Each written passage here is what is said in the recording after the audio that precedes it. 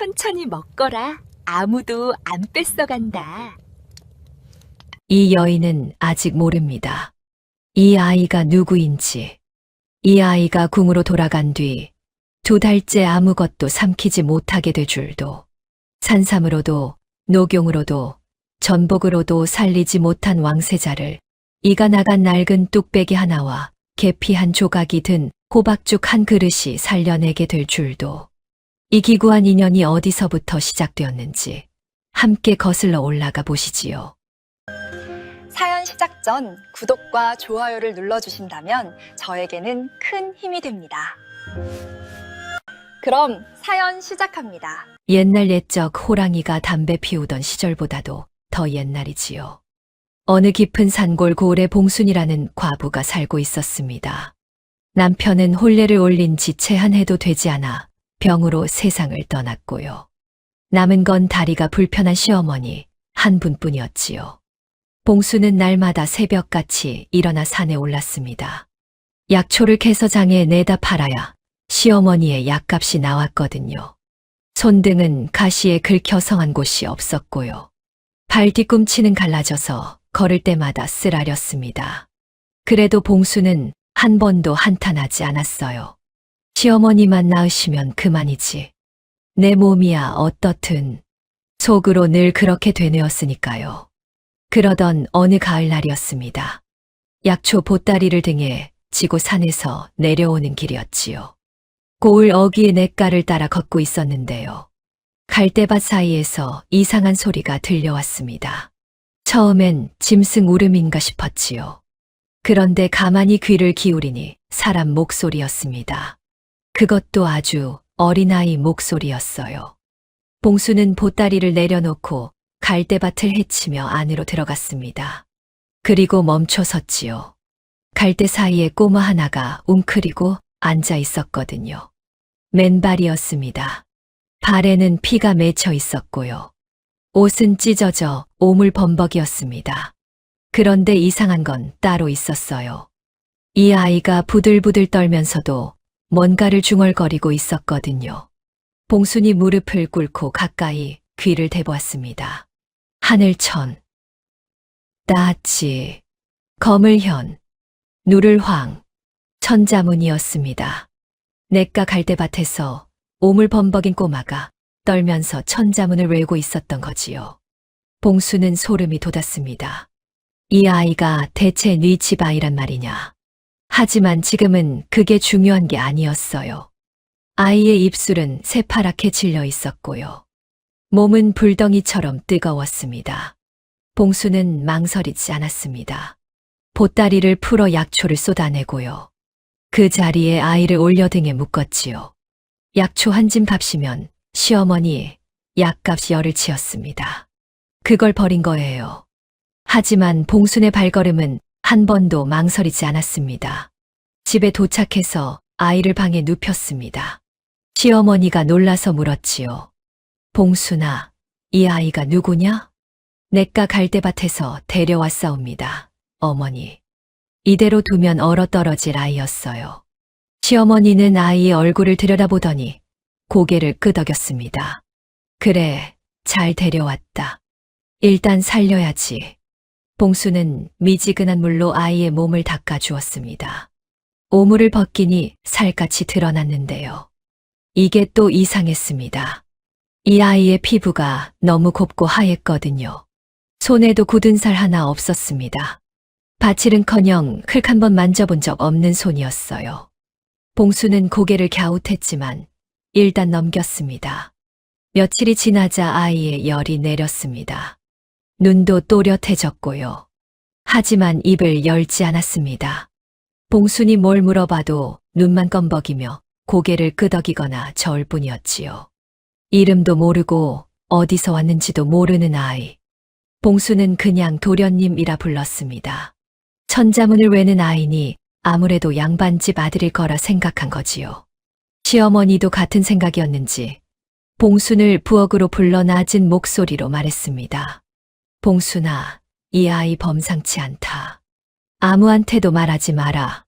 저도 그리 생각하옵니다, 어머니. 봉수는 고개를 끄덕였습니다. 이 아이가 누구인지는 모르겠지만요.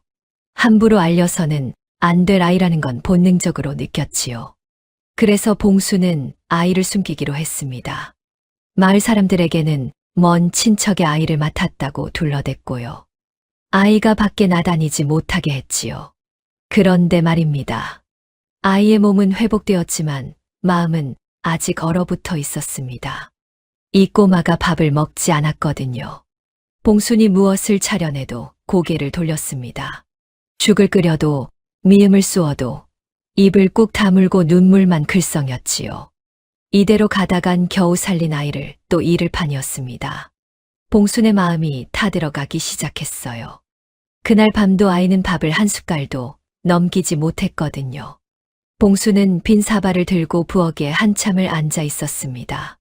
그때 시어머니가 봉순을 불렀습니다. 봉순아. 예, 어머니. 그 아이는 배가 안 고픈 게 아니다. 마음이 얼어붙은 기라. 봉순이 고개를 들었지요.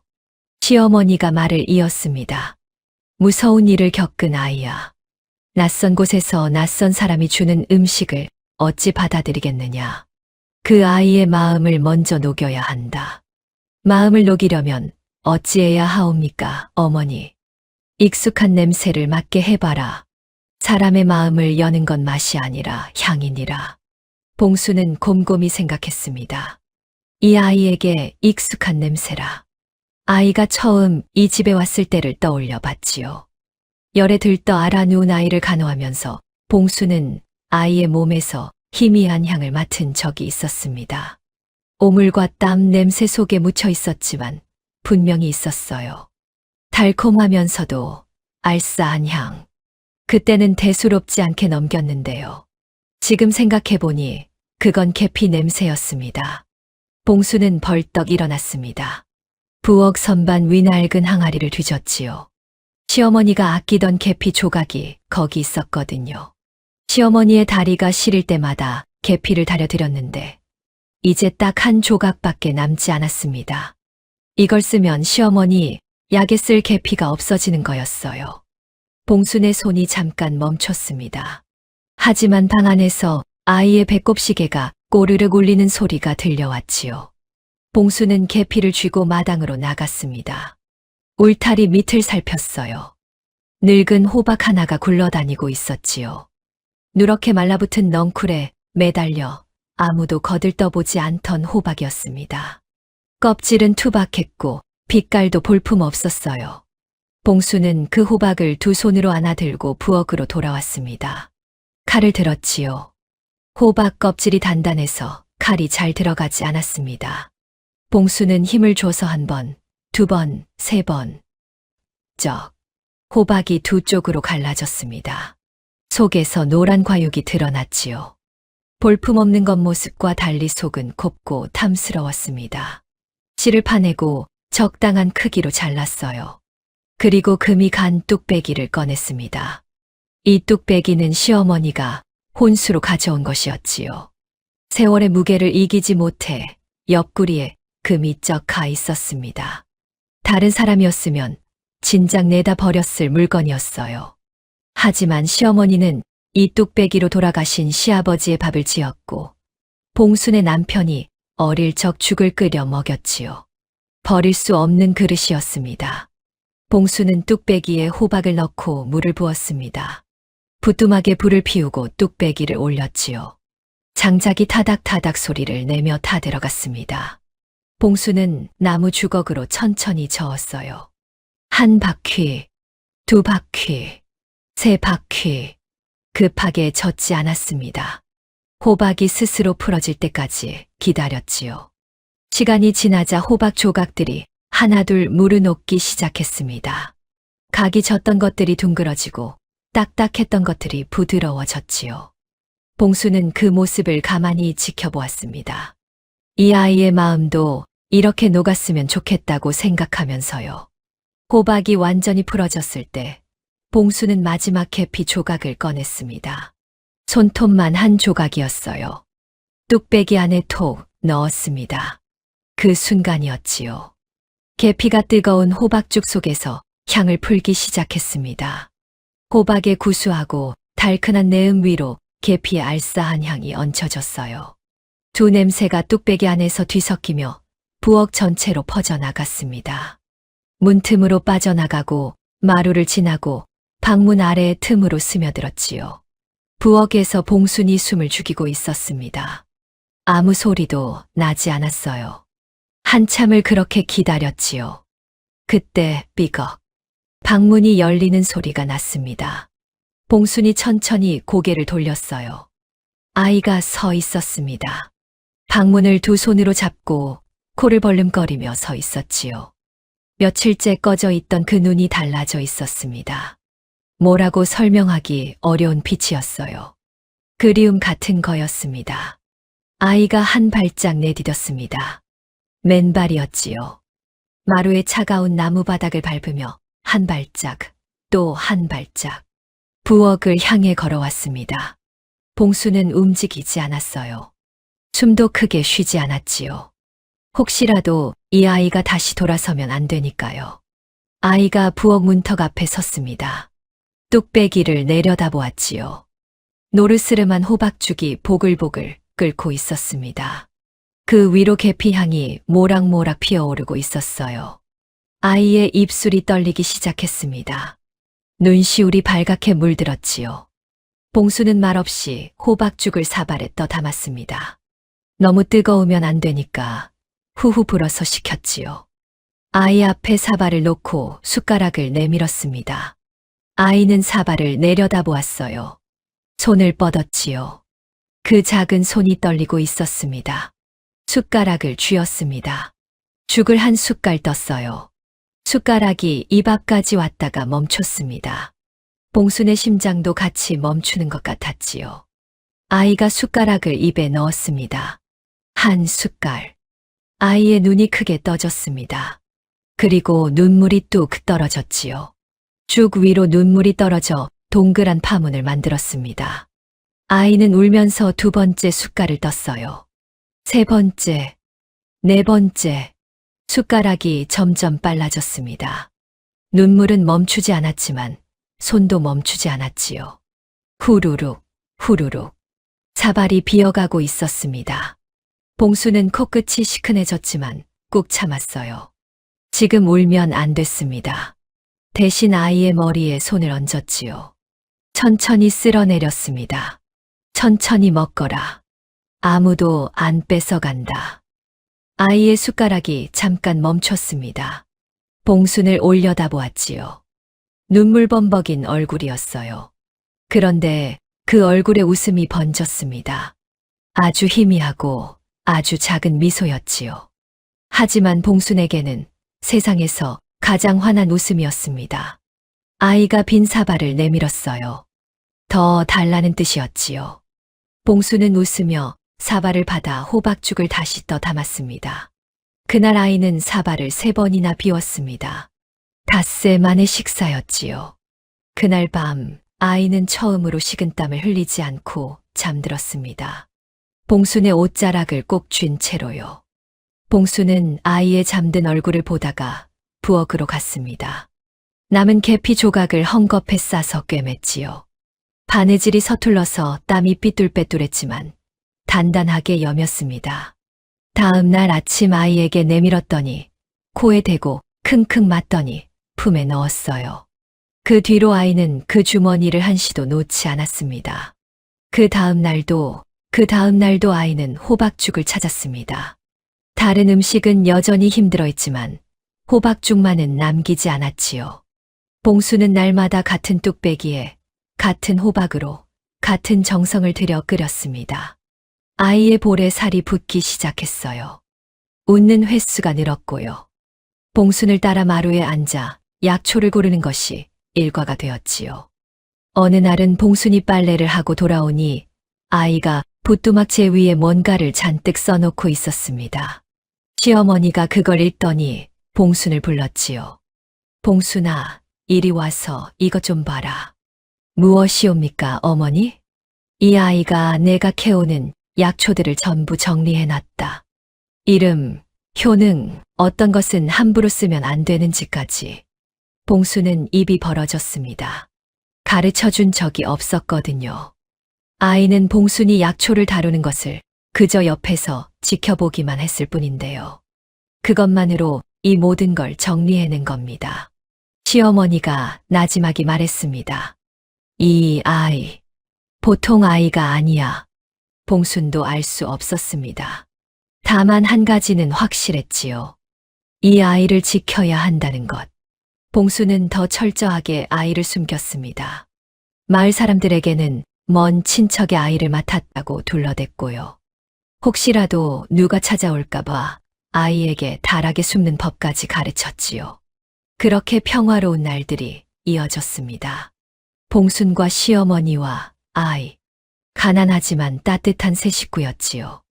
아이는 어느새 봉순의 뒤를 졸졸 따라다녔고요. 봉순이 산에 갈 때면 문 앞에 서서 돌아올 때까지 기다렸습니다. 돌아오는 봉순을 보면 달려와서 치마폭을 잡았지요. 봉순도 이 아이가 없는 삶은 이제 상상할 수 없게 되었습니다. 그러던 어느 날 밤이었습니다. 봉순이 아이의 이불을 여미고 부엌으로 나왔는데요. 멀리서 소리가 들려왔습니다. 말발굽 소리였지요. 하나가 아니었습니다. 10, 20, 땅이 울릴 만큼 많았습니다. 봉순이 마당으로 나가 고개를 내밀었어요. 마을 어귀가 횃불로 환해지고 있었습니다. 횃불이 하나둘이 아니었습니다. 마을 어귀에서 봉순의 집 쪽으로 빠르게 다가오고 있었지요. 말발굽 소리 사이로 갑옷 부딪히는 소리가 섞여 들렸습니다. 관군이었어요. 봉순의 머릿속이 하얘졌습니다. 생각보다 몸이 먼저 움직였지요. 방으로 뛰어들어가 아이를 안아 올렸습니다. 아이가 잠결에 눈을 떴어요. 쉿, 소리 내면 안 된다. 봉순은 아이를 다락으로 올렸습니다.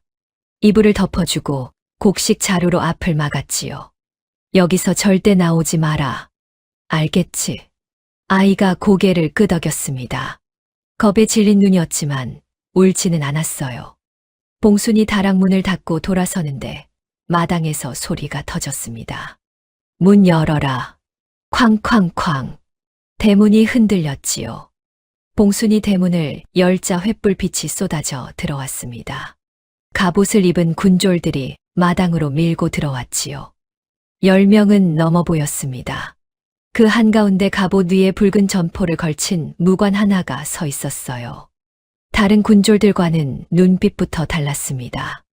봉순이 떨리는 목소리로 물었지요. 이 밤에 무슨 일이시옵니까? 무관은 봉순을 거들떠보지도 않았습니다. 마당을 둘러보더니 부하들에게 턱짓했지요. 군졸들이 방으로, 부엌으로, 헛간으로 흩어졌습니다. 뒤지기 시작한 거예요. 시어머니가 방에서 나오다 군졸과 부딪혔지요. 다리가 불편한 시어머니가 비틀거렸습니다. 아니, 대체 무엇을 찾는 게냐? 시어머니가 소리쳤지만 군졸들은 아랑곳하지 않았어요. 봉순은 다락 쪽을 보지 않으려고 애썼습니다. 눈길이 가면 들킬 것 같았거든요. 하지만 이미 늦었지요. 군졸 하나가 다락 쪽을 올려다보더니 사다리에 손을 걸었습니다. 올라가기 시작했어요. 봉순의 심장이 멎는 것 같았습니다. 안 됩니다. 거긴 곡식만 있사옵니다. 봉순이 달려가 군졸의 다리를 잡았지요. 군졸이 봉순을 뿌리쳤습니다. 봉순이 바닥에 넘어졌어요. 다락 위에서 곡식 자루 옮기는 소리가 났습니다. 그리고 정적. 여기 있습니다. 군졸의 외침에 마당에 있던 무관이 고개를 돌렸지요. 군졸이 아이를 안고 사다리를 내려왔습니다. 아이는 몸을 잔뜩 웅크린 채 떨고 있었어요. 봉순이 바닥에서 일어나 아이에게 달려갔습니다. 이 아이는 먼 친척의 아이옵니다. 제가 맡아 기르는. 말이 채 끝나기 전이었습니다. 무관이 아이의 얼굴을 보았지요. 횃불빛 아래서 아이의 얼굴이 드러났습니다. 그 순간 무관의 표정이 변했어요. 눈이 커졌습니다. 입술이 떨렸지요. 그리고 그 자리에서 무릎을 꿇었습니다. 이마를 땅에 대고 엎드렸어요. 마당에 있던 군졸들이 술렁였습니다. 우두머리가 무릎을 꿇었으니까요. 무관이 엎드린 채 떨리는 목소리로 말했습니다. 저하, 이곳에 계셨사옵니까? 저하, 궁궐에서 왕세자를 부르는 호칭이었습니다. 봉수는 그 말을 알아듣지 못했어요. 하지만 분위기는 알 수 있었지요. 이 무시무시한 무관이 이 작은 아이 앞에 이마를 땅에 대고 있었으니까요. 군졸들도 하나둘 무릎을 꿇기 시작했습니다. 마당 전체가 조용해졌지요. 횃불 타는 소리만 남았습니다. 시어머니가 봉순의 팔을 잡았어요. 봉순아, 저하라 했느냐? 봉순은 대답하지 못했습니다. 머릿속이 하얘졌거든요. 냇가 갈대밭에서 주워온 그 꼬마가, 천자문을 외우고 약초 이름을 마치던 그 아이가, 호박죽을 먹으며 울던 그 아이가 궁궐의 왕세자였다는 겁니다. 무관이 고개를 들었습니다. 봉순을 똑바로 바라보며 말했지요. 세자저하를 해하려는 자들이 궁 안에 있었소. 저하께서는 그 손길을 피해 궁을 빠져나오신 것이요. 온 나라가 석 달째 저하를 찾고 있었소. 봉순의 다리에 힘이 풀렸습니다. 석 달. 이 아이가 이 집에 온 지도 석 달이었지요. 무관이 일어서서 부하에게 명했습니다. 가마를 대령하라. 저하를 모셔야 한다. 군졸들이 움직이기 시작했어요. 그때 아이가 봉순에게 달려왔습니다. 봉순의 치마폭을 두 손으로 움켜쥐었지요. 세게, 아주 세게 잡았습니다. 고개를 세차게 저었어요. 가지 않겠다는 뜻이었지요. 봉순은 아이를 내려다보았습니다. 아이의 눈에 눈물이 그렁그렁 맺혀 있었어요. 입술이 떨리고 있었지요. 그리고 이 아이가 입을 열었습니다. 이 집에 온 뒤로 한 번도 말을 하지 않았던 아이가요. 처음으로 소리를 낸 거예요. 유모. 봉순을 부른 겁니다. 궁에서 자신을 길러준 사람을 부르던 그 호칭으로요. 봉순의 눈에서 눈물이 터졌습니다. 이 아이에게 자신이 그런 존재였다는 걸 그제야 알았거든요. 봉순은 아이를 끌어안았습니다. 꼭 안았지요. 놓고 싶지 않았습니다. 하지만 무관이 다가왔어요. 저하를 보내주시오. 왕께서 기다리고 계시오. 봉순은 알고 있었습니다. 이 아이를 붙잡을 수 없다는 걸요. 궁궐의 왕세자를 산골 과부가 어찌하겠습니까? 봉순이 아이의 어깨를 잡고 눈높이를 맞췄습니다. 눈물을 삼키며 말했지요. 도련님, 아니 저하, 가셔야 하옵니다. 아이가 고개를 저었어요. 봉순이 아이의 눈물을 닦아주었습니다. 저하의 자리가 있는 곳으로 돌아가셔야지요. 이 봉순이는 괜찮사옵니다. 아이의 손이 봉순의 치마폭에서 천천히 풀렸습니다. 군졸이 아이를 안아 올렸지요. 가마에 태웠습니다. 아이가 가마 안에서 고개를 돌려 봉순을 보았어요. 가마가 움직이기 시작했습니다. 봉순은 대문 앞에 서서 가마가 멀어지는 것을 지켜보았지요. 횃불이 하나둘 사라졌습니다. 말발굽 소리가 점점 작아졌어요. 어둠이 다시 마을을 덮었지요. 봉순은 그 자리에 한참을 서 있었습니다. 소리 없이 울었지요. 마당에는 아이가 남기고 간 작은 집신 한 짝만 덩그러니 놓여 있었습니다. 그로부터 두 달이 흘렀습니다. 봉순의 이야기는 잠시 접어두지요. 이제 궁궐 안 이야기를 해야 하거든요. 왕세자는 무사히 궁으로 돌아왔습니다. 온 나라가 석 달을 찾아 헤맨 세자였으니 궁궐은 그야말로 난리가 났지요. 왕은 세자를 끌어안고 한참을 놓지 못했다고 합니다. 내관들이 울었고요. 나인들이 울었고요. 궁 전체가 기쁨으로 들썩였지요. 하지만 기쁨은 오래가지 못했습니다. 환궁 첫날이었어요. 수락관에서 최고의 상을 차려 올렸습니다. 전복짐이 올라왔지요. 살이 도톰한 전복을 간장에 졸여 윤기가 자르르 흘렀습니다. 세자가 젓가락을 들었어요. 수락관 상공이 숨을 죽이며 지켜봤지요. 세자가 전복을 한 점 집었습니다. 입 앞까지 가져갔어요. 그리고 내려놓았습니다. 고개를 돌렸지요. 상궁의 얼굴이 굳었지만 내색하지 않았습니다. 오래 밖에서 고생하셨으니 입맛이 없으실 수 있다고 생각한 거예요. 다음 날은 곰탕을 올렸습니다. 사고를 하루 종일 고아서 국물이 뽀였지요. 세자는 숟가락을 들지 않았습니다. 국물 위로 피어오르는 김을 멍하니 바라보다가 상을 밀어냈어요. 그 다음 날은 약과를 올렸지요. 꿀에 재워 촉촉하게 만든 약과였습니다. 세자는 손끝으로 약과를 만지작거렸어요. 한 입 빼어 물었습니다. 상궁이 눈을 빛냈지요. 하지만 세자는 씹지 않았습니다. 한참을 입에 물고 있다가 조용히 뱉어냈어요. 그리고 눈물을 한 줄기 흘렸지요. 상궁은 그 눈물의 뜻을 알 수 없었습니다. 사흘이 지나고 닷새가 지나고 열흘이 지났어요. 수락가는 세자가 궁에 있을 때 좋아하던 음식들을 하나씩 올려봤습니다. 잣죽도 올렸고요. 수정과도 올렸고요. 떡도 빚어봤지요. 결과는 매번 같았습니다. 한 숟갈도 넘기지 못했어요. 보름이 지나자 수락간의 수군거림이 시작되었습니다. 혹시 궁 밖에서 이상한 것을 드신 게 아닐까? 입맛이 바뀌신 건 아닌지. 이러다가 우리가 말끝을 흐리는 나인들의 얼굴에 그림자가 드리웠지요. 한 달이 되었습니다. 세자의 볼이 눈에 띄게 꺼졌어요. 손목이 가늘어졌지요. 걸을 때 비틀거렸습니다. 그런데 이상한 게 하나 있었어요. 세자가 밥은 안 먹으면서 이상한 행동을 반복했거든요. 품에서 뭔가를 꺼내 코에 대고 킁킁 맞는 거였습니다. 작고 허름한 헝겊 주머니였지요. 바느질 땀이 삐뚤빼뚤한 궁궐과는 전혀 어울리지 않는 물건이었어요. 세자는 그 주머니를 맡을 때만 눈을 감았습니다. 잠깐이지만 편안한 표정이 스쳤지요. 마치 어딘가 다른 곳에 있는 것처럼요. 하지만 주머니를 내려놓는 순간 다시 얼굴이 돌처럼 굳었습니다. 나인 하나가 세자가 잠든 틈을 타 그 주머니를 치우려 한 적이 있었어요. 세자가 벌떡 일어났습니다. 한 번도 말을 하지 않던 세자가 그때만큼은 소리를 질렀지요. 나인이 혼비백산하여 물러났습니다. 그 뒤로는 아무도 그 주머니를 건드리지 못했어요. 한 달 반이 지났습니다. 어이가 왕 앞에 엎드렸지요.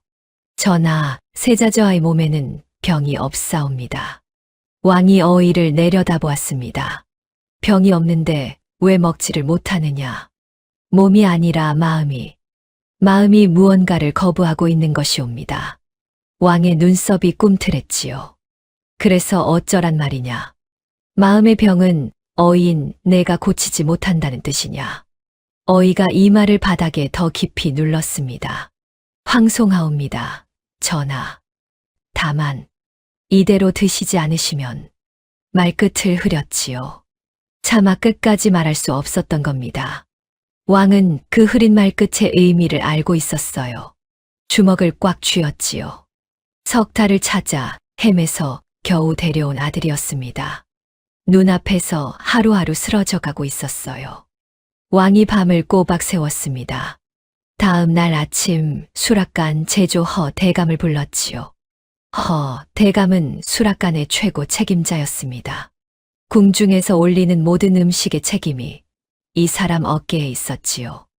허 대감이 왕 앞에 엎드렸습니다. 등에 식은땀이 줄줄 흘렀어요. 불려온 이유를 모를 리 없었거든요. 왕이 한참 동안 말이 없었습니다. 그 침묵이 허 대감의 등을 짓눌렀지요.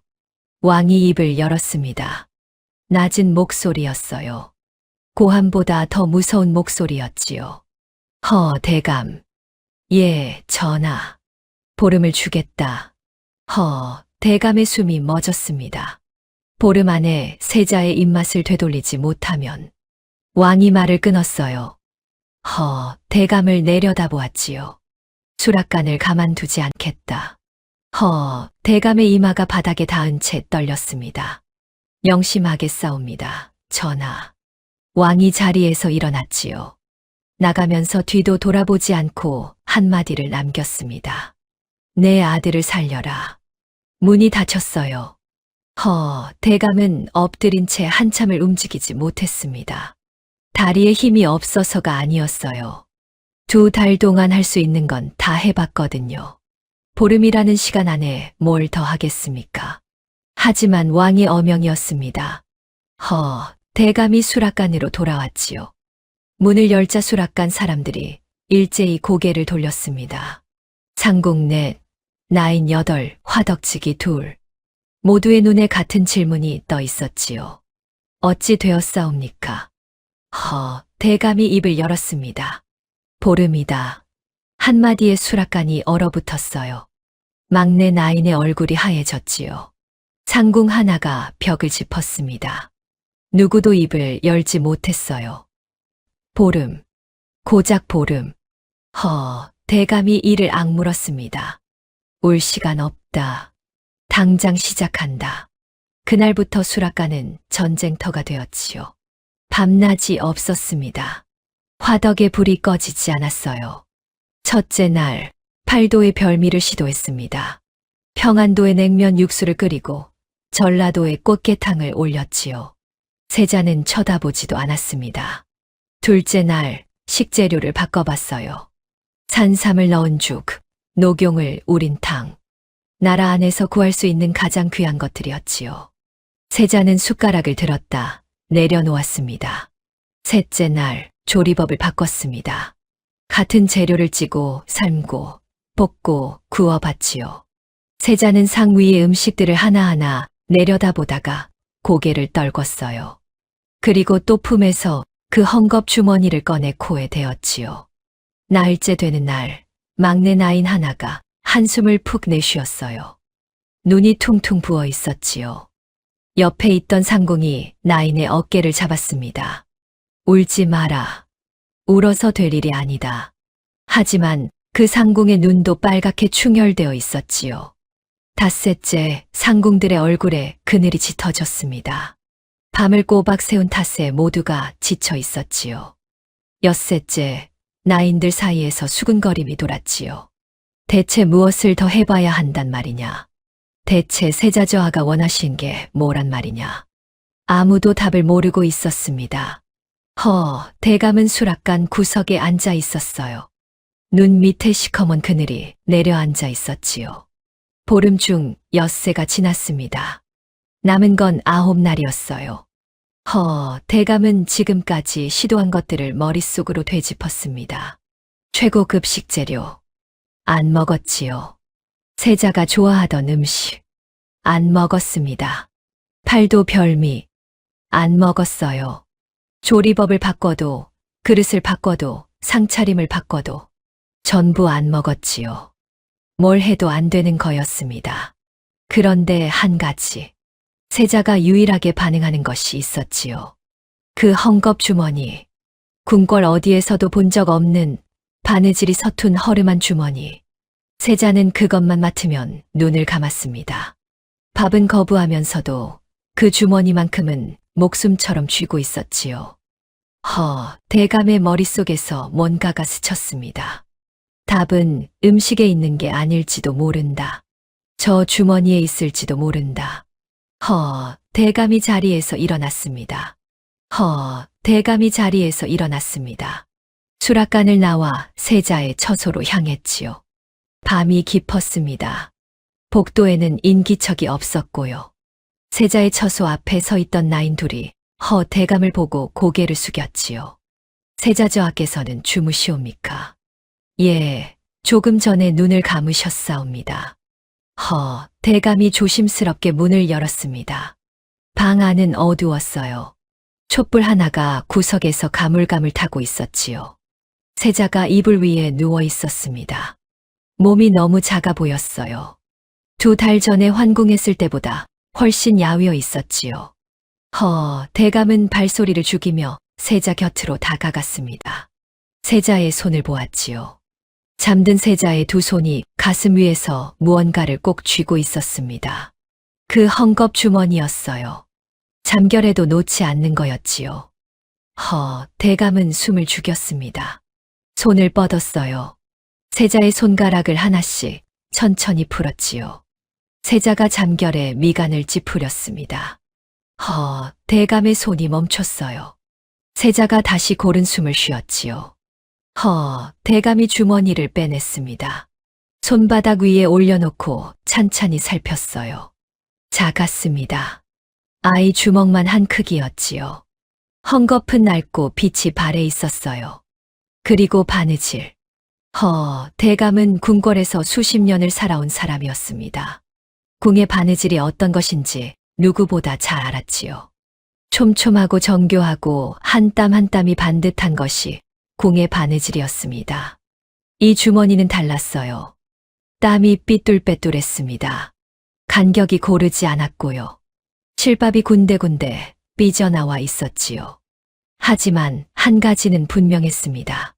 서툴지만 단단했어요. 풀어지지 않게 꽁꽁 여며놓았지요. 솜씨는 없지만 정성은 가득한 바느질이었습니다. 이건 궁에서 만든 물건이 아니었어요. 대감이 주머니를 열었습니다. 안에 작은 조각이 하나 들어 있었지요. 꺼내서 코에 대보았습니다. 달콤하면서도 알싸한 향이 올라왔어요. 계피였습니다. 대감의 눈이 가늘어졌지요. 계피야 궁에서도 쓰는 것이니 특별할 게 없었습니다. 하지만 이 주머니는 궁 밖에서 온 물건이었어요. 세자가 궁 밖에 있을 때 누군가에게 받은 것이라는 뜻이었지요. 그리고 세자는 이 주머니만 맡으면 편안한 표정을 지었습니다. 밥은 거부하면서도 이것만은 목숨처럼 쥐고 있었고요. 대감의 머릿속에서 생각이 꼬리를 물었습니다. 세자 저하가 밖에 계셨을 때 이 향기와 관련된 무언가를 드셨던 게 아닌가. 그리고 그것을 만들어준 사람이 있었던 게 아닌가. 대감은 주머니를 조심스럽게 세자의 손에 다시 쥐어주었습니다. 세자가 잠결에 주머니를 움켜쥐었지요. 미간이 펴졌습니다. 대감이 처소를 나왔어요. 다음 날 아침이었습니다. 대감은 세자를 데려왔던 무관을 찾았지요. 석 달 전 그 밤 횃불을 들고 산골 마을에 들이닥쳤던 바로 그 무관이었습니다. 대감이 물었어요. 세자 저하를 어디서 찾았소? 남쪽 산골 고을이었소. 그곳에서 저하를 돌본 자가 누구요? 무관이 잠시 생각하더니 대답했지요. 과부였소. 봉순이라는 이름의 젊은 과부. 시어머니와 단둘이 사는 가난한 여인이었소. 저하께서 그 여인의 집에 얼마나 계셨소? 석 달이요. 대감이 품에서 헝겊 주머니를 꺼내 보였습니다. 아까 세자가 잠든 사이 몰래 가져온 건 아니었어요. 밤사이 주머니와 똑같은 헝겊 조각을 주머니 안에 계피향에 베개해서 세자의 손에 대신 쥐어준 거였지요. 진짜 주머니는 대감이 갖고 나온 겁니다. 이것을 본 적이 있소. 무관이 주머니를 보더니 고개를 끄덕였습니다. 그 과부의 집에서 저하를 데려올 때 저하께서 쥐고 계셨소. 치맛자락을 잡고 놓지 않으시던 것을 겨우 떼어냈는데 그것만은 끝내 놓지 않으셨지. 대감의 확신이 굳어졌습니다. 답은 그 과부에게 있었어요. 대감은 즉시 포조를 불러 모았습니다. 20명이었지요. 직접 말에 올랐어요. 수락관 최고 책임자가 궁을 비우는 것은 이례적인 일이었습니다. 하지만 남은 시간이 없었지요. 보름 중 8해가 지났거든요. 남은 건 1회뿐이었습니다. 말을 달렸어요. 이틀 밤낮을 쉬지 않고 달렸지요. 남쪽 산골 고을에 도착한 건 셋째 날 아침이었습니다. 좁은 길을 지나 냇가 갈대밭을 끼고 올라가니 작은 초가집이 보였지요. 울타리 밑에 늙은 호박이 굴러다니고 있었습니다. 대감이 말해서 내렸어요. 대문을 두드렸지요. 문이 열렸습니다. 봉순이었어요. 봉순은 대문 앞에 늘어선 포졸들을 보고 얼굴이 하얘졌지요. 무슨 일이시옵니까? 대감이 봉순을 위아래로 훑어봤습니다. 거친 손, 갈라진 발 뒤꿈치, 볕에 그을린 얼굴. 가난한 산골 과부였지요. 이 여인이 세자의 입맛을 되살릴 수 있다고 대감은 반신반의했지만 다른 수가 없었습니다. 궁에서 왔소. 당장 따라와야 하오. 예, 궁이라뇨? 저는 아무 잘못을 물으러 온 게 아니오. 세자저하의 일이오. 세자. 그 말에 봉순의 눈이 흔들렸습니다. 세자저하가 어찌 되셨사옵니까? 길에서 말하겠소. 지금 당장 떠나야 하오.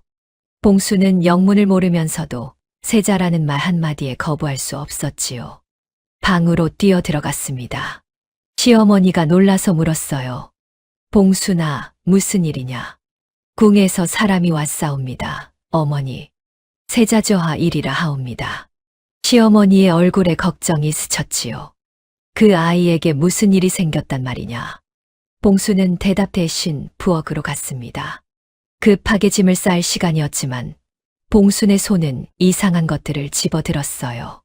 선반 위에 이가 나간 낡은 뚝배기, 울타리에서 가져온 늙은 호박 한 덩이, 그리고 항아리 깊숙이 넣어두었던 계피 조각. 봉수는 그것들을 보자기에 싸서 등에 졌습니다. 포졸이 재촉했지요. 어서 오시오. 봉순이 대문을 나서며 뒤를 돌아봤습니다. 시어머니가 문 앞에 서 계셨어요. 봉순아, 그 아이를 살려라. 봉순이 고개를 깊이 숙였습니다. 그리고 돌아섰지요. 포졸들 사이에 끼어 길을 나섰습니다. 등에는 낡은 뚝배기와 늙은 호박이 들어 있었어요. 궁궐로 끌려가는 산골 과부의 등짐치고는 참 이상한 짐이었지요. 이틀 밤낮을 달렸습니다.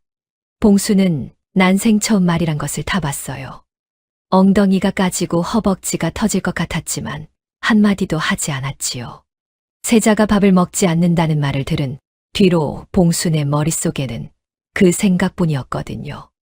호박죽을 먹으며 울던 그 아이의 얼굴. 처음으로 웃어 보이던 그 얼굴. 그 아이가 다시 굶고 있다는 거였습니다. 봉수는 등에 진 보자기를 더 꽉 여몄지요. 셋째 날 아침 도성이 보이기 시작했습니다. 봉수는 눈이 휘둥그레졌어요. 산골에서 나고 자란 봉순이었습니다. 고을 장터가 가장 큰 세상이었지요. 성벽이 끝도 없이 이어지고 있었어요. 사람들이 개미떼처럼 오가고 있었지요. 봉수는 입을 다물지 못했습니다. 하지만 진짜 놀란 건 궁궐에 들어서면서였어요. 대문이 열리자 끝이 안 보이는 길이 펼쳐졌지요. 기와 지붕이 겹겹이 이어졌습니다. 기둥마다 단청이 칠해져 있었고요. 마당에 돌 하나하나가 반들반들 닦여 있었어요. 봉순의 집신이 그 돌 위를 밟았습니다. 사각사각 소리가 났지요. 지나가던 나인 둘이 봉순을 힐끗 보더니 수군거렸습니다. 저게 뭐냐? 집신의 때 묻은 치마라니. 수락관에 들어갈 상이냐? 봉순의 귀에 다 들렸어요. 발걸음이 작아졌습니다. 고개가 움츠러들었지요. 등에 진 보자기가 갑자기 무겁게 느껴졌어요. 이 안에 든 게 뭡니까? 이가 나간 뚝배기하고 늙은 호박이었지요. 궁궐에 번쩍이는 것들 사이에서 이게 무슨 소용이겠습니까? 봉순의 마음이 흔들렸습니다. 그때 바람이 불었어요. 등에 진 보자기 틈으로 희미한 냄새가 올라왔지요. 계피 향이었습니다. 봉순의 코끝에 닿은 그 향기가 기억을 불러왔어요. 호박죽을 처음 먹던 날, 눈물을 뚝뚝 흘리면서도 숟가락을 멈추지 않던 그 아이. 사발을 비우고 올려다보며 짓던 그 희미한 미소. 봉수는 눈을 질끈 감았다 떴습니다. 고개를 들었지요. 발걸음이 다시 단단해졌어요. 내가 가진 건 이것뿐이지만 이것이면 됐었지요. 그때도 이것이면 충분했으니까요. 수락관 앞에 도착했습니다. 문이 열렸지요. 봉순이 안으로 들어섰어요. 그리고 멈춰 섰습니다. 수락관은 봉순이 상상하던 부엌이 아니었거든요. 화덕이 10개도 넘었습니다. 가마솥이 줄지어 놓여 있었고요. 벽면에는 온갖 식재료가 빼곡히 쌓여 있었지요. 산삼, 녹용, 전복, 꿀, 잣, 대추. 봉순이 평생 구경도 못 해본 것들이 산더미처럼 쌓여 있었습니다. 그릇도 달랐어요. 금칠한 자기 그릇, 은수저, 노쇠 대접. 햇빛에 반짝반짝 빛나고 있었지요. 봉수는 한참 동안 그것들을 바라보았습니다. 수락관 사람들도 봉순을 바라보고 있었어요. 상공 넷, 나인 여덟, 화덕치기 둘. 밤을 새운 눈들이 충혈되어 있었지요. 2달 동안 온갖 것을 다 해보고도 실패한 사람들이었습니다. 그 사람들 앞에 산골 과부가 서 있었어요. 수락관 최고 상공 김상공이 대감에게 다가갔습니다. 낮은 목소리였지만 봉순에게도 들렸지요. 대감, 정녕 저 여인에게 맡기시려는 겁니까? 우리가 2달을 매달려도 못한 일을 저 촌것이 해낸단 말이옵니까? 대감은 대답하지 않았어요. 김상공이 목소리를 높였지요. 저 꼴을 보십시오. 집신의 먼지투성이 치마에 손톱 밑에 흙이 낀 저 손으로 세자저하의 수라를 짓겠다는 겁니까? 나인들 사이에서 맞장구가 터졌습니다. 그러게 말이옵니다. 이건 수락관을 모욕하는 거나 다름없사옵니다. 산삼으로도 못한 걸 저 여인이 뭘 가져왔다고. 대감은 그 말들을 듣고 있었어요.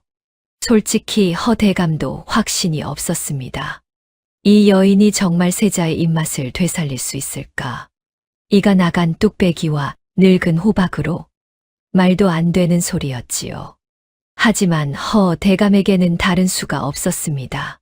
보름 중 열하루가 지났어요. 남은 건 나흘 뿐이었지요. 산삼을 써봤고, 녹용을 써봤고, 전복을 써봤고, 팔도 별미를 다 시도했습니다. 전부 실패했어요. 남은 건 이 여인뿐이었지요. 세자가 3달 동안 이 여인의 집에서 지냈고, 이 여인이 해준 무언가를 먹었다는 사실. 그것만이 유일한 실말이었습니다. 대감이 입을 열었어요. 다들 조용히 하라. 수락관이 잠잠해졌지요.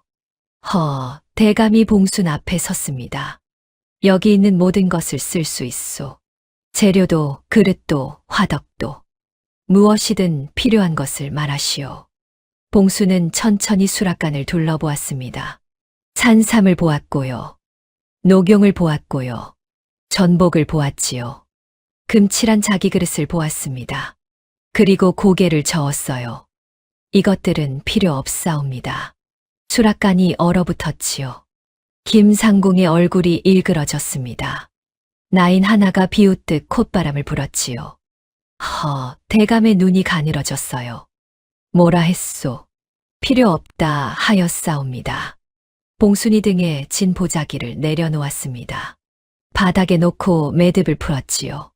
수락관 사람들의 시선이 보자기로 쏠렸습니다. 보자기가 펼쳐졌어요. 안에서 나온 것은 3가지였습니다.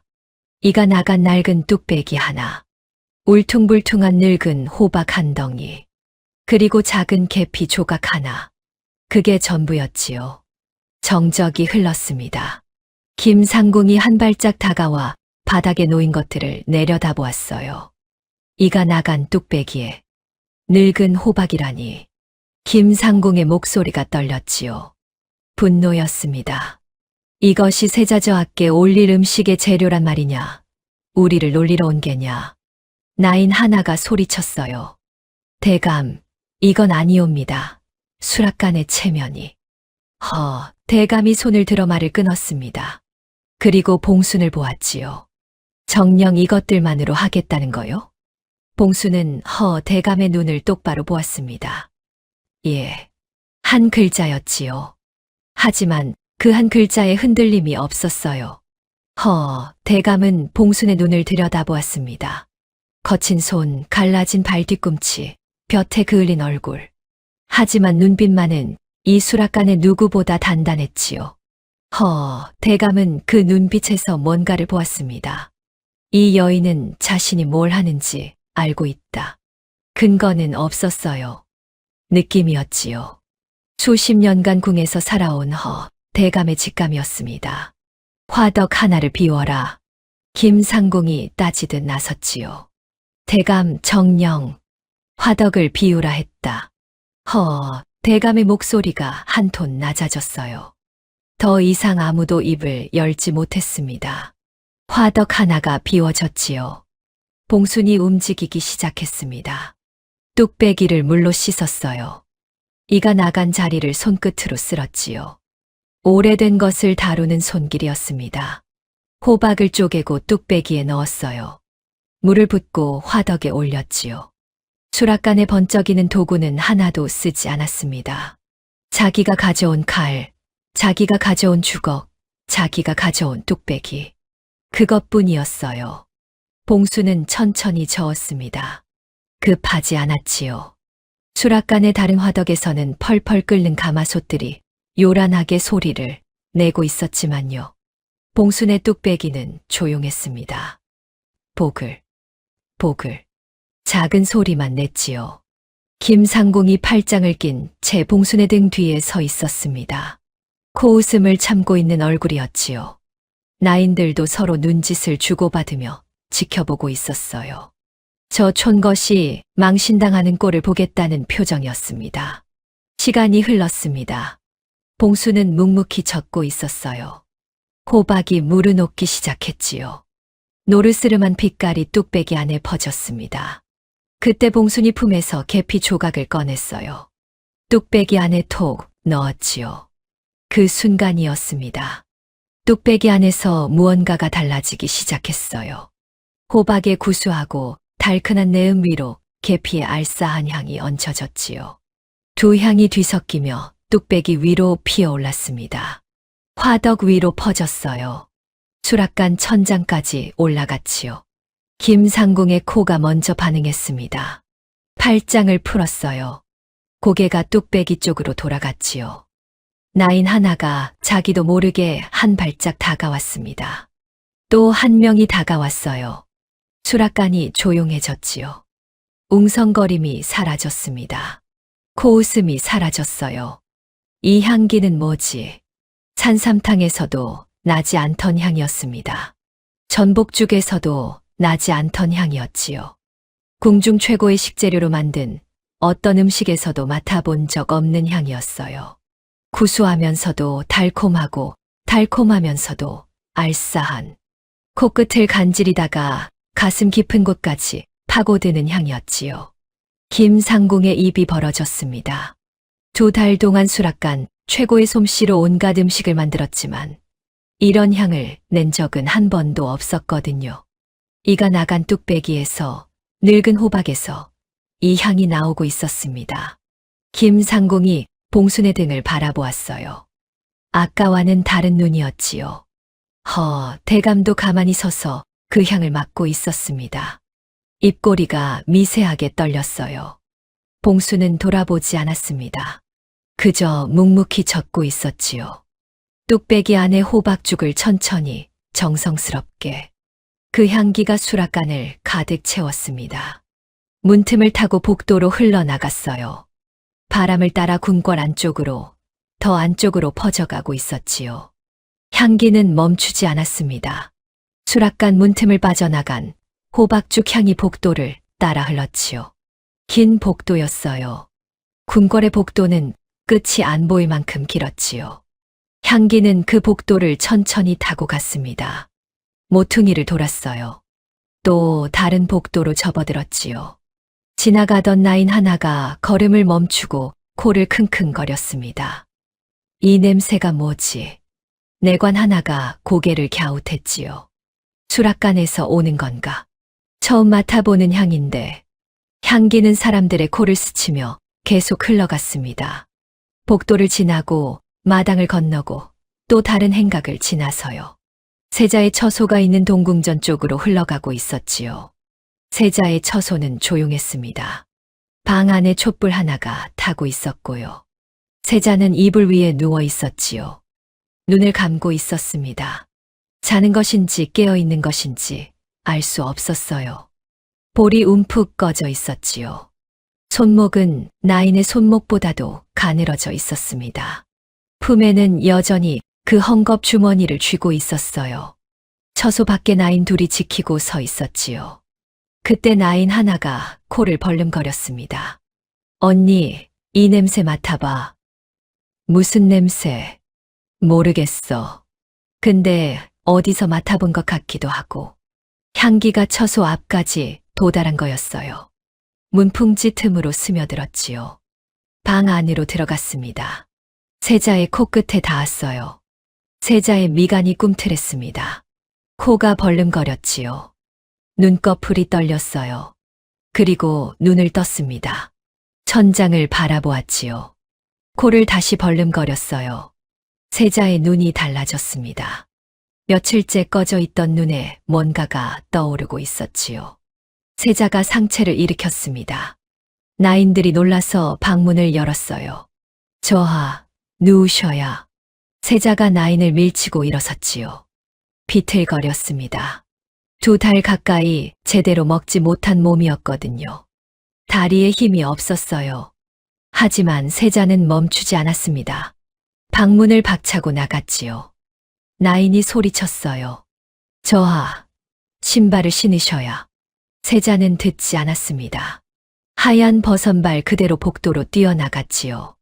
차가운 나무 바닥 위를 맨발이나 다름없이 달렸어요. 탁, 탁, 탁. 버선발이 복도를 두드리는 소리가 울렸습니다. 나인 둘이 뒤쫓았지요. 저하, 멈추십시오. 세자는 멈추지 않았어요. 코를 벌름거리며 달렸습니다. 향기를 따라가고 있었지요. 모퉁이를 돌았어요. 복도를 지났습니다. 마당을 가로질렀지요. 버선 바닥이 차가운 돌바닥에 닿았어요. 비틀거렸습니다. 한쪽 무릎이 꺾였지요. 나인이 달려왔어요. 저하. 세자가 다시 일어났습니다. 무릎에서 일어나 다시 달렸지요. 향기가 점점 짙어지고 있었거든요. 수락관이 보였습니다. 문이 열려 있었어요. 그 안에서 향기가 쏟아져 나오고 있었지요. 세자가 수락관 문 앞에 섰습니다. 숨이 가빴어요. 다리가 떨리고 있었지요. 수락관 안을 보았습니다. 화덕 앞에 누군가가 서 있었어요. 등이 보였지요. 볕에 그을린 목덜미, 때 묻은 치마, 거친 손으로 나무 주걱을 잡고 뚝배기를 젓고 있었습니다. 세자의 눈이 커졌어요. 입술이 떨리기 시작했지요. 수락관 사람들이 세자를 발견했습니다. 김상공이 황급히 엎드렸지요. 세자저하. 나인들이 무릎을 꿇었어요. 대감이 고개를 숙였지요. 수락관 전체가 엎드렸습니다. 봉순만 모르고 있었어요. 뚝배기를 젓고 있었지요. 주변이 갑자기 조용해진 것을 느끼고 고개를 돌렸습니다. 수락관 입구에 서 있는 아이가 보였어요. 아이라고 부르기엔 많이 달라져 있었지요. 볼이 꺼져 있었고 눈 밑에 그늘이 내려앉아 있었습니다. 버선발이었어요. 하얀 버선에 먼지가 묻어 있었지요. 하지만 봉수는 단번에 알아봤습니다. 그 눈, 갈대밭에서 처음 봤던 그 또렷한 눈이었거든요. 봉순의 손에서 주걱이 떨어졌습니다. 나무 주걱이 바닥에 부딪혀 통소리를 냈지요. 세자가 한 발짝 내디뎠습니다. 입술이 떨리고 있었어요. 입을 열었지요. 그 한마디에 수락관이 얼어붙었습니다. 세자가 말을 했거든요. 환궁한 뒤로 한 번도 입을 열지 않았던 세자가요. 그 첫 마디가 유모였습니다. 세자가 달려왔어요. 야위어서 비틀거리는 다리로 달려왔지요. 봉순의 치마폭에 얼굴을 묻었습니다. 두 손으로 치마를 움켜쥐었어요. 그리고 울음을 터뜨렸지요. 소리내어 울었습니다. 궁에 돌아온 뒤 한 번도 울지 않았던 아이였어요. 밥도 먹지 않고 말도 하지 않고 그저 주머니만 쥐고 있던 아이가요. 봉순의 치마폭에 얼굴을 묻고 처음으로 울었습니다. 봉순은 한동안 움직이지 못했어요. 눈물이 앞을 가렸거든요. 손이 떨렸지요. 그 손으로 세자의 머리를 감싸 안았습니다. 작은 머리였어요. 3달 전보다 더 작아진 것 같았지요. 봉순도 울었습니다. 소리 없이 울었어요. 수락관 사람들은 고개를 숙인 채 숨을 죽이고 있었지요. 김상공의 눈에 눈물이 맺혀 있었습니다. 아까까지 저 촌것이라 비웃던 상공이었어요. 대감은 고개를 돌리고 있었지요. 눈가를 손등으로 훔쳤습니다. 한참을 울었어요. 세자의 울음이 조금씩 잦아들었지요. 봉순이 세자의 얼굴을 두 손으로 감싸며 눈높이를 맞췄습니다. 눈물 범벅인 얼굴이었어요. 봉순이 소매로 세자의 눈물을 닦아주었지요. 많이 고생했구나. 세자가 고개를 끄덕였어요. 봉순이 돌아서서 뚝배기에서 호박죽을 사발에 떠 담았습니다. 후후 불어서 식혔지요. 세자 앞에 사발을 놓고 숟가락을 내밀었어요. 천천히 먹거라. 그 말, 산골 초가집에서 했던 바로 그 말이었지요. 세자의 눈에서 다시 눈물이 흘렀습니다. 하지만 이번에는 숟가락을 집었어요. 죽을 한 숟갈 떴지요. 입에 넣었습니다. 세자의 눈이 크게 떠졌어요. 같은 맛이었습니다. 늙은 호박의 구수한 단맛, 계피의 알싸한 향, 이가 나간 뚝배기에서 보글보글 끓어나온 그 맛이었지요. 세자가 두 번째 숟갈을 떴습니다.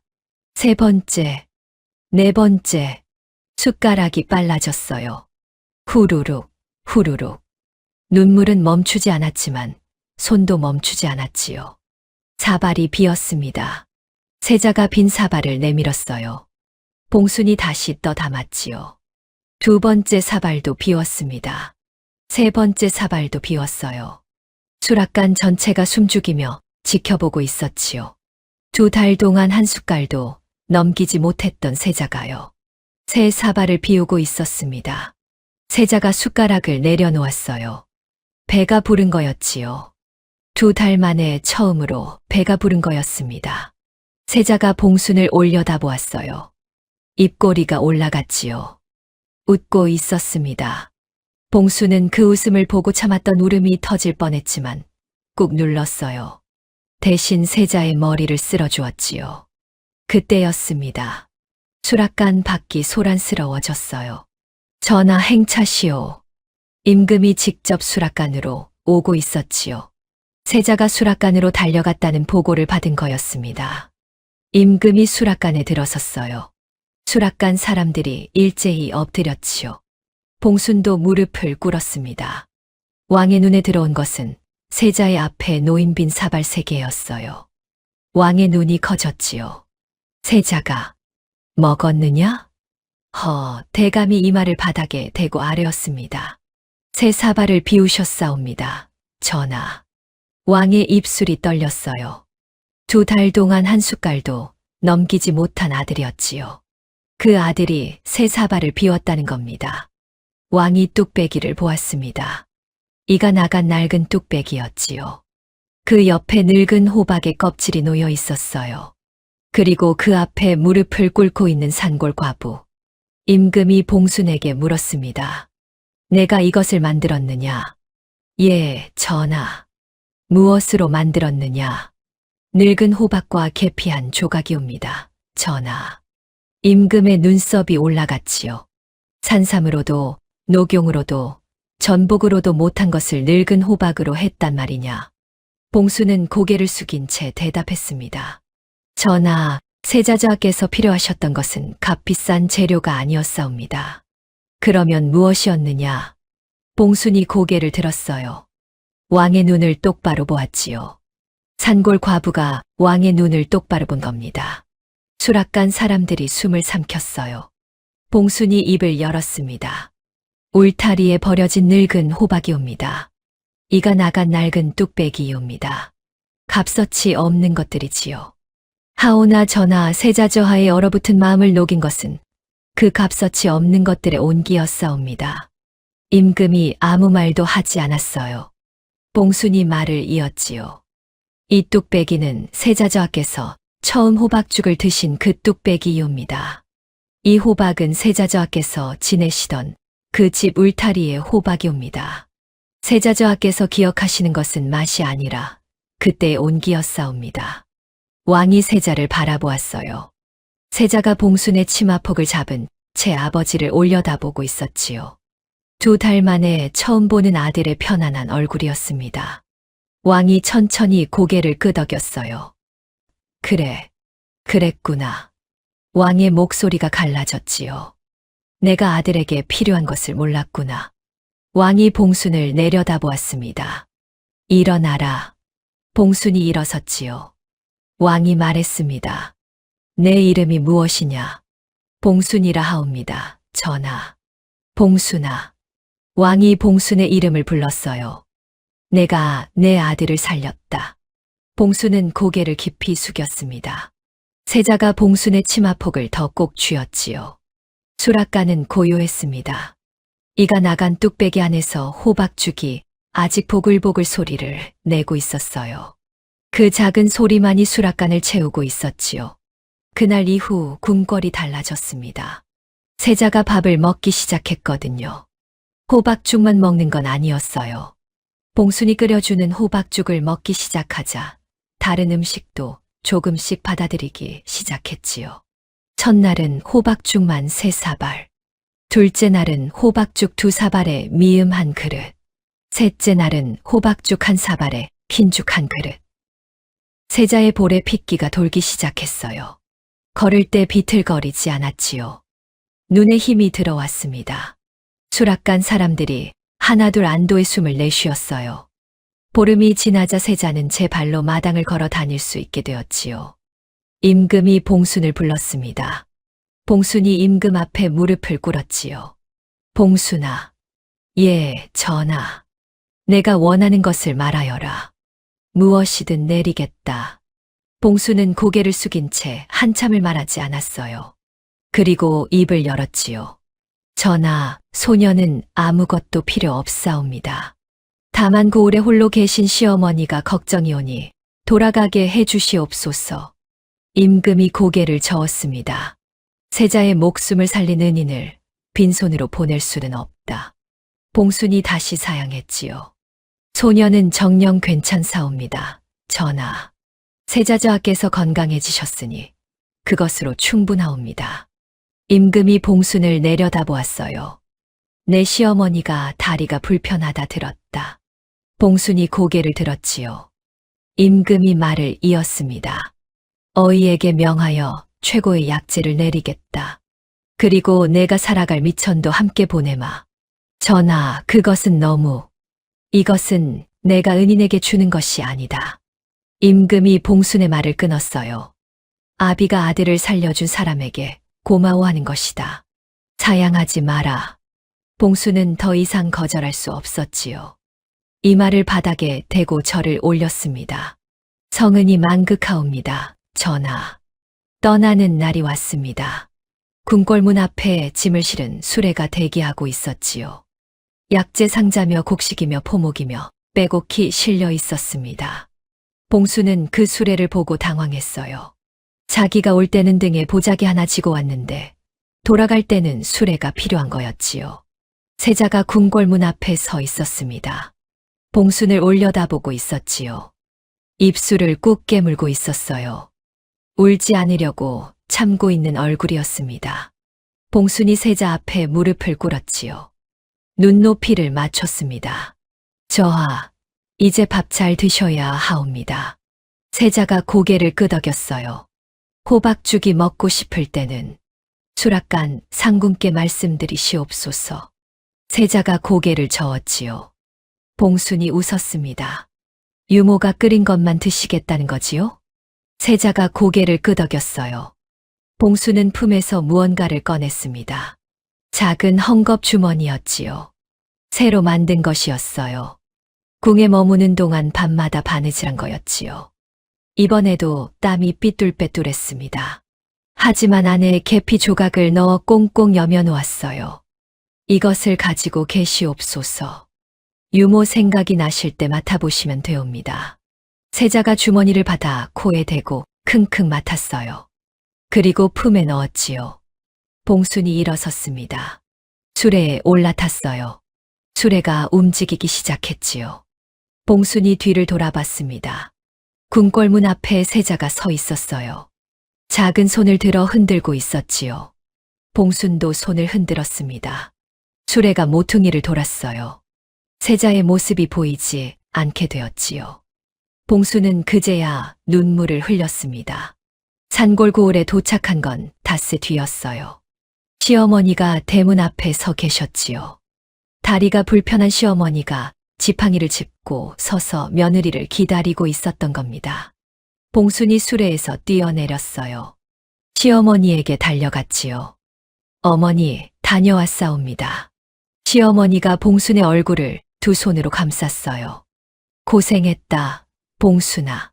그 아이는 괜찮더냐? 예, 어머니. 밥을 드셨사옵니다. 시어머니가 웃었지요. 그래, 그것이면 됐다. 임금이 보내준 약재는 귀한 것들이었습니다. 어이가 직접 처방을 적어 보냈지요. 봉순이 그 처방대로 약을 다려 시어머니께 올렸어요. 한 달이 지나자 시어머니의 다리가 달라지기 시작했습니다. 지팡이 없이 마루에서 일어설 수 있게 되었지요. 두 달이 지나자 마당을 걸어 다니셨어요. 석 달이 지나자 시어머니가 부엌에 서셨습니다. 봉순이 놀라서 달려갔지요. 어머니, 무리하시면 안 됩니다. 시어머니가 웃으며 말했어요. 내 부엌에서 내가 서는 게 무슨 무리냐. 오늘은 내가 호박죽을 끓여보마. 봉수는 그 말에 울음이 터질 뻔했지만 웃었습니다. 세월이 흘렀습니다. 봉수는 임금이 내려준 미천으로 작은 주막을 하나 열었어요. 고을 어귀, 냇가 갈대밭이 내려다 보이는 자리였지요. 주막에서 파는 것은 딱 하나였습니다. 호박죽이었어요. 울타리에 늙은 호박을 심었지요. 해마다 가을이면 호박이 주렁주렁 열렸습니다. 봉수는 그 호박으로 죽을 끓여 팔았어요. 이가 나간 낡은 뚝배기는 이제 쓰지 않았습니다. 새 뚝배기를 장만했지요. 하지만 그 낡은 뚝배기는 부엌 선반 맨 위에 올려놓았어요. 버리지 않았지요. 버릴 수가 없었으니까요. 주막은 장사가 잘 되었습니다. 처음에는 호박죽이 뭐 대단하겠냐고 코웃음 치던 사람들도 한 그릇 먹어보고는 다시 찾아왔거든요. 소문이 퍼졌지요. 갈대밭 주막에 가면 호박죽이 끝내준다더라. 그냥 호박죽이 아니야. 먹으면 속이 뜨끈해지면서 눈물이 나려고 해. 봉수는 날마다 호박죽을 끓였습니다. 주막 손님에게도 시어머니에게도 혼자 먹을 때도 가끔 냇가 갈대밭을 내려다보며 생각했지요. 그 아이는 잘 지내고 있을까? 밥은 잘 먹고 있을까? 호박죽이 먹고 싶을 때 어떻게 하고 있을까? 그렇게 12년이 흘렀습니다. 가을이었어요. 울타리에 늙은 호박이 주렁주렁 열린 어느 날이었지요. 저녁 무렵이었습니다. 손님이 뜸한 시간이었어요. 봉순이 부엌을 정리하고 있는데 주막 문이 열렸지요. 사내 하나가 들어왔습니다. 평범한 옷차림이었어요. 갓을 눌러 쓰고 있어서 얼굴이 잘 보이지 않았지요. 혼자였습니다. 사내가 자리에 앉으며 말했어요. 호박죽 한 그릇 주시오. 봉수는 대수롭지 않게 대답했지요. 예, 잠시만 기다리시오. 부엌으로 들어가 호박죽을 떠 담았습니다. 사발을 들고 나와 사내 앞에 놓았지요. 맛있게 드시오. 사내가 숟가락을 들었습니다. 죽을 한 숟갈 떴지요. 입에 넣었어요. 사내의 손이 멈췄습니다. 숟가락을 쥔 손이 떨리고 있었지요. 봉순이 고개를 갸웃했어요. 사내가 고개를 숙이고 있었습니다. 갓 아래로 뭔가가 뚝 떨어졌지요. 눈물이었습니다. 사내가 갓을 벗었어요. 봉수는 멈춰 섰습니다. 젊은 얼굴이었지요. 또렷한 눈이었습니다. 봉수는 그 눈을 알고 있었어요. 갈대밭에서 처음 본 그 눈, 호박죽을 먹으며 울던 그 눈, 궁궐에서 버선발로 달려오던 그 눈. 12년이 지났지만 그 눈은 변하지 않았습니다. 봉순의 손에서 행주가 떨어졌지요. 사내가 입을 열었습니다. 유모. 그 한마디에 봉순의 눈물이 터졌어요. 유모, 그때 그 맛이옵니다. 사내가 웃었지요. 눈물을 흘리면서 웃었습니다. 봉수는 한동안 말을 잇지 못했어요. 입술이 떨렸지요. 저하. 저하이신 거이옵니까? 이제는 저하가 아니요. 이 나라의 임금이 되었소. 하지만 유모 앞에서는 그때 그 아이이옵니다. 봉수는 주저앉을 뻔했지만 간신히 버텼어요. 두 손으로 입을 가리고 울었지요. 사내가 자리에서 일어났습니다. 봉순에게 다가왔지요. 두 손으로 봉순의 거친 손을 잡았어요. 유모의 손이옵니다. 이 손으로 호박을 쪼개고 뚝배기를 저어주셨지요. 사내가 봉순의 손을 놓지 않은 채 말했습니다. 유모를 어머니의 예로 모시겠소. 봉순이 화들짝 놀랐지요. 전하, 그것은 소녀에게 너무 과분한. 이것은 임금의 명이 아니오. 그때 호박죽을 끓여준 그 사람에게 그 아이가 드리는 마음이오. 봉수는 더 이상 말을 잇지 못했어요. 고개를 숙이고 울기만 했지요. 봉수는 고개를 들 수 없었어요. 울음이 멈추지 않았거든요. 사내가 말했습니다. 그때 유모가 해주신 말을 아직도 기억하고 있사옵니다. 봉순이 고개를 들었지요. 천천히 먹거라. 아무도 안 뺏어간다. 사내가 그 말을 하며 웃었어요. 봉순도 울면서 웃었지요. 봉순이 부엌으로 들어갔습니다. 선반 맨 위에서 낡은 뚝배기를 내렸어요. 이가 나간 그 뚝배기였지요. 오래되어 빛이 바랬지만 깨끗하게 닦여 있었습니다. 봉수는 그 뚝배기에 호박죽을 끓였어요. 울타리에 늙은 호박을 쪼개고 계피 한 조각을 넣었지요. 보글보글 소리가 났습니다.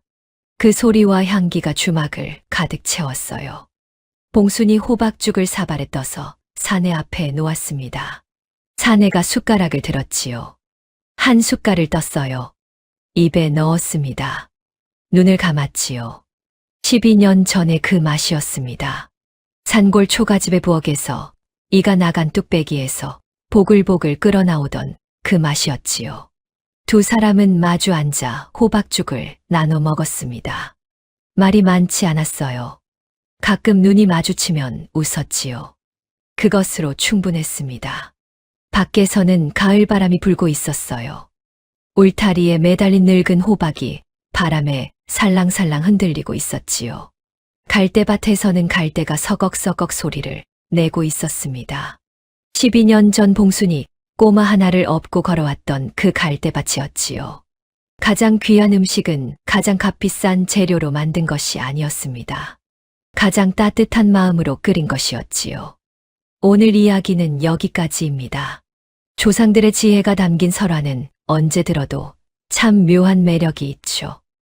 이 이야기는 제가 직접 현대적으로 재구성해서 만든 창작물입니다. 대본 작성부터 사파 작업까지 모든 과정에 정성을 다하고 있거든요. 잊혀가는 우리 이야기를 계속 이어가겠습니다.